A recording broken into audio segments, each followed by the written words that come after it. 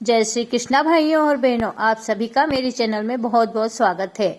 आज के वीडियो में मैं आपको गो अष्टमी की कथा और गो अष्टमी का महत्व और पूजा विधि सुनाने वाली हूँ।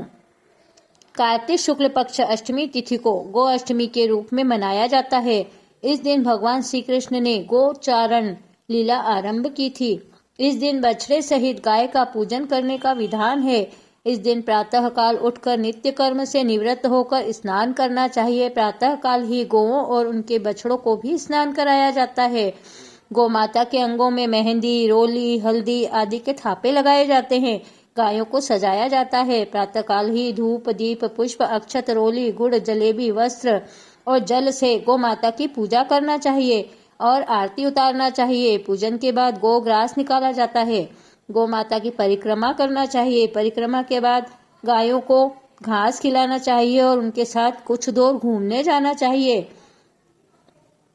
गो अष्टमी के दिन गोदान करना सर्वश्रेष्ठ माना गया है। अब मैं आपको गोपा अष्टमी की एक पौराणिक कथा सुनाती हूँ, जिस दिन से गो अष्टमी मनाना शुरू किया गया। भगवान ने जब 6ठे वर्ष की आयु में प्रवेश किया, तब एक दिन भगवान माता यशोदा से बोले, मैया अब मैं बड़ा हो गया हूँ। मैया यशोदा बोली, अच्छा लल्ला, अब तुम बड़े हो गए हो तो बताओ अब क्या करें। भगवान ने कहा, अब मैं बछड़े चराने नहीं जाऊंगा, अब मैं गाय चराऊंगा। मैया ने कहा, ठीक है, बाबा से पूछ लेना। मैया के इतना कहते ही श्री कृष्ण भगवान नंद बाबा से पूछने गए। बाबा ने कहा, लाला अभी तुम बहुत छोटे हो, अभी तुम बछड़े ही चराओ। भगवान ने कहा, बाबा अब मैं बछड़े नहीं गाय चराऊंगा। जब भगवान नहीं माने तब बाबा बोले, ठीक है लाला, तुम पंडित जी को बुला लाओ, वह गोचारण का मुहूर्त देखकर तुम्हें बता देंगे। बाबा की बात सुनकर भगवान झट से पंडित जी के पास पहुंचे और बोले, पंडित जी आपको बाबा ने बुलाया है, गोचारण का मुहूर्त देखना है। आप आज ही का मुहूर्त बता देना, मैं आपको बहुत सारा माखन मिश्री दूंगा। पंडित जी नंद बाबा के पास पहुंचे और बार बार पंचांग देखकर गणना करने लगे। तब नंद बाबा ने पूछा, पंडित जी के क्या बात है, आप बार बार क्या गिन रहे हैं। पंडित जी बोले, क्या बताएं नंद बाबा जी, केवल आज का ही मुहूर्त निकल रहा है, इसके बाद तो 1 वर्ष तक कोई मुहूर्त नहीं है। पंडित जी की बात सुनकर नंद बाबा ने भगवान को गोचारण की स्वीकृति दे दी।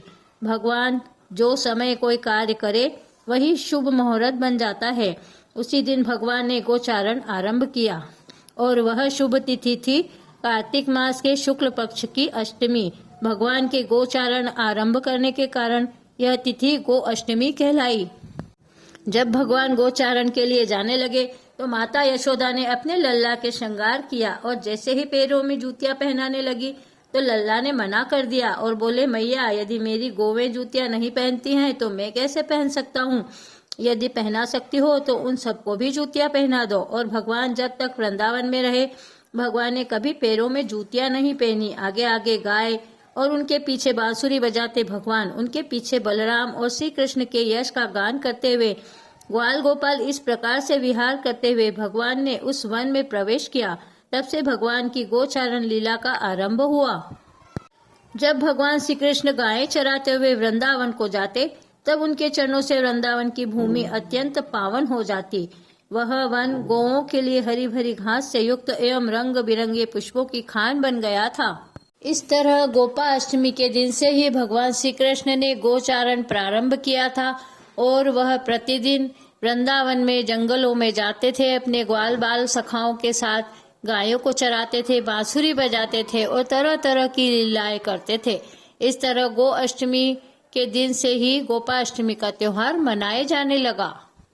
गोपा अष्टमी के दिन गाय बछड़े की पूजा करना चाहिए, गायों का श्रृंगार करना चाहिए, उन्हें साड़ी बेच चढ़ाना चाहिए और अच्छे अच्छे पकवान और घास खिलाना चाहिए। गाय की सेवा करना चाहिए, जिससे गाय माता सभी की मनोकामनाएं पूर्ण करती है। जहाँ गायें बैठी रहती है वहाँ का वातावरण शुद्ध हो जाता है। भारतवर्ष में गाय माता के समान है। यहाँ गाय को माता के समान माना जाता है कि सभी देवी देवता गौ माता के अंदर समाहित रहते हैं, तो उनकी पूजा करने से सभी का फल मिलता है। गो अष्टमी पर्व एवं उपवास, इस दिन भगवान श्री कृष्ण एवं गौ माता की पूजा की जाती है। हिंदू धर्म में गाय का स्थान माता के तुल्य माना जाता है। पुराणों ने भी इस बात की पुष्टि की है। भगवान श्री कृष्ण एवं भाई बलराम दोनों का ही बचपन गोकुल में बीता था, जो कि ग्वालों की नगरी थी। ग्वाल जो गाय पालक कहलाते हैं। कृष्ण एवं बलराम को भी गाय की सेवा, रक्षा आदि का प्रशिक्षण दिया गया था। गोपाष्टमी के एक दिन पूर्व इन दोनों ने गाय पालन का पूरा ज्ञान हासिल कर लिया था। गोपाष्टमी का त्योहार विशेषकर गोकुल, मथुरा, ब्रज और वृंदावन में बहुत ही जोर शोर से मनाया जाता है।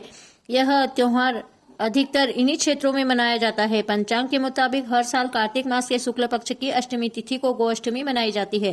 गोअष्टमी के दिन गौ माता, बछड़ों और दूध वाले ग्वालों की पूजा की जाती है। माना जाता है कि गोपाष्टमी के दिन पूरे मन से भक्ति के साथ पूजा पाठ करने से भक्तों को इच्छित फल की प्राप्ति होती है।